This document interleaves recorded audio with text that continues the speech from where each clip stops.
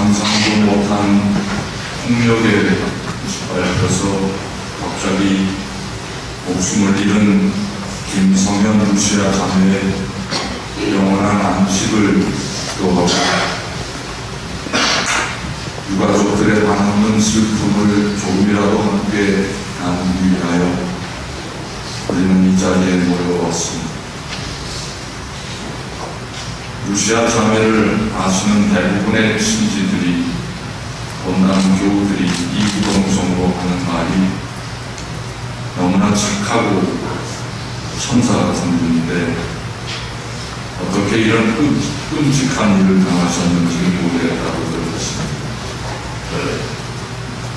고인을 잘 아는 사제들도 모두 그렇게 헌신적이고 열심히 하시던 분이 이런 일을 당하다니 너무 가슴 아프고 이 일을 어떻게 소화하고 또 마음 아파하는 교우들에게 어떻게 설명해야 좋을지 모르겠다고 들으십니다. 저도 마찬가지 심정입니다. 루시아 자매님은 자신의 모든 시간을 하느님께 봉헌하고 교회에 봉헌한 예수님의 제자이셨습니다.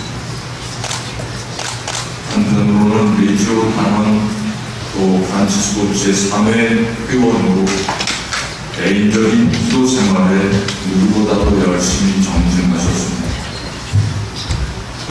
또 교회 공동체에서는 성성을 인해서 다른 신자들의 신앙 성숙을 위해서 말씀의 봉사자로 봉사하시고 또 본당 제대교회 회원으로 제대 주변 복거지나 청소 이런 거대한 일을 하시면서 거의 성당에서 살다시피 하시는 분입니다. 그런데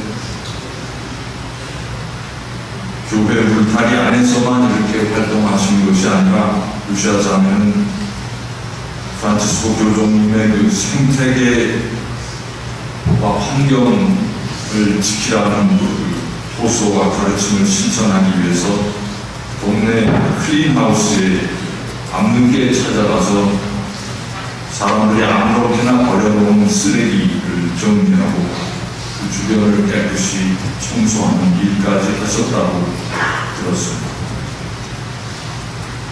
정말 완덕에 가까운 경지에 이르셨던 분이구나 하는 생각이 듭니다.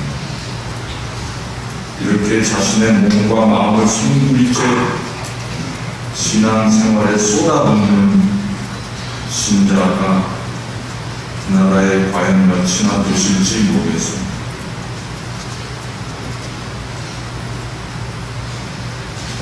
마지막에는 이 성당에서 십자가의 길 기도를 하면서 예수님 돌아가신 그 12절을 묵상하시는 그 순간 예수님의 운명을 함께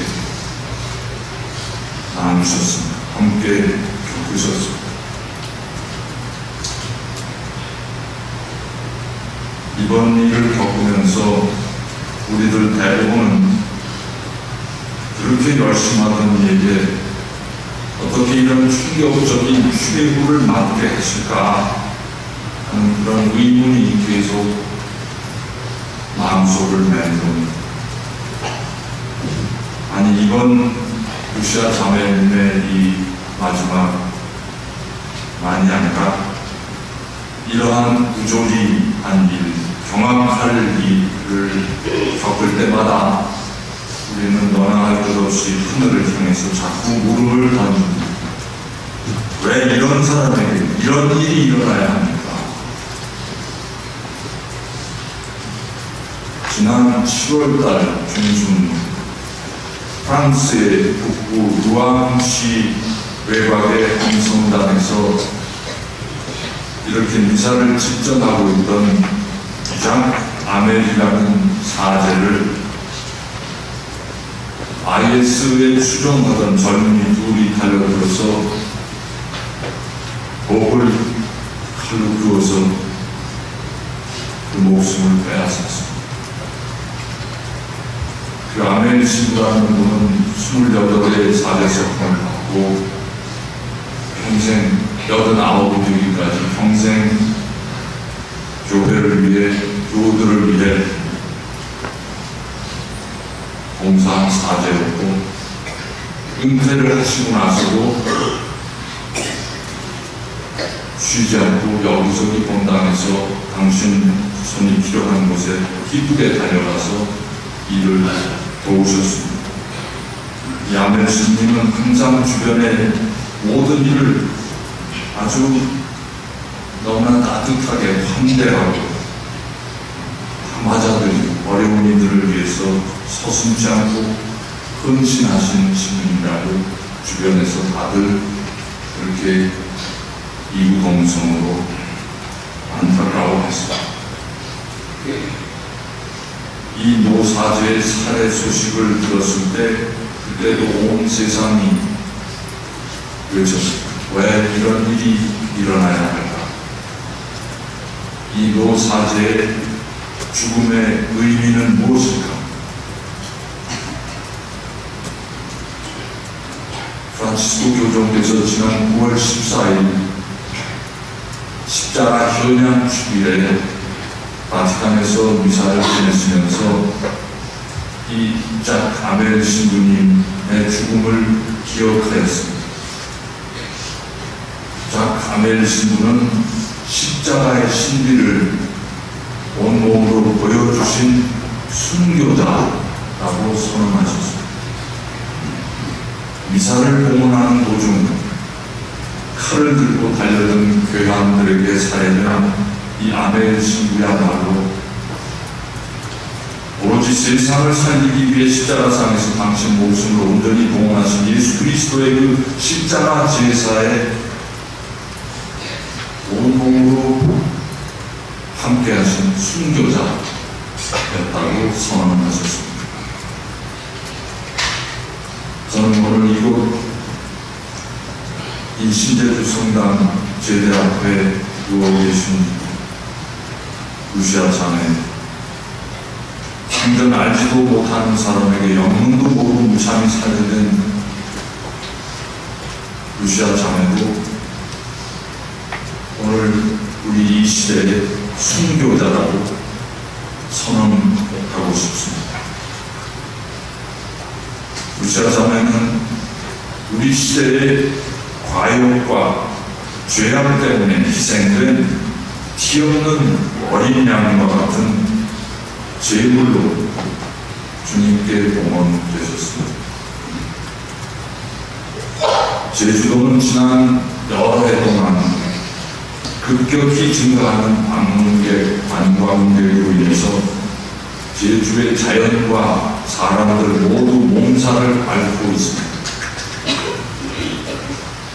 인구가 다 해봐야 60만 조금 정도밖에 안 되는 이 작은 섬에 지난 한 해 동안만 서울시 인구 전체와 맞먹는 1200만 명의 타지인들이 와서 며칠씩 머물다 갔습니다. 전국에서 강력 범죄율 1위, 1인당 쓰레기 투기량 1위, 그런 지경에 이르렀습니다. 우리가 손님을 부르려면 손님을 맞이할 공간이나 시설도, 그리고 손님 접대를 할 일손도, 그리고 질서를 잡을 사람들도 다 확보하고 초대해야 하는 것이 손님 맞이의 정도일 텐데, 이런 필요한 조건들은 하나도 생각하지 않고 자기 집은 단칸방인데 온 동네 사람 다 부르고 지나가는 길손들마저 넘치게 불러들인 결과가 오늘의 우리 제주의 현실입니다. 제주도는 벌써 여러 해 전부터 개발의 연령에 걸려서 더 많은 사람이 이곳에 와서 더 많이 먹고 더 많이 놀고 더 즐기고 더 많이 소비하고 더 많이 지갑을 털고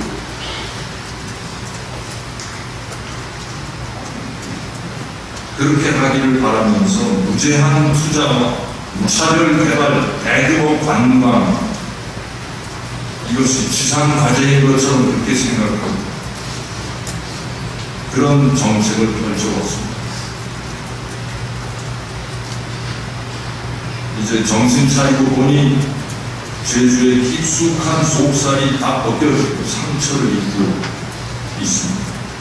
자연도 사람도 난도질을 당하고 있다는 것이 오늘의 현실입니다.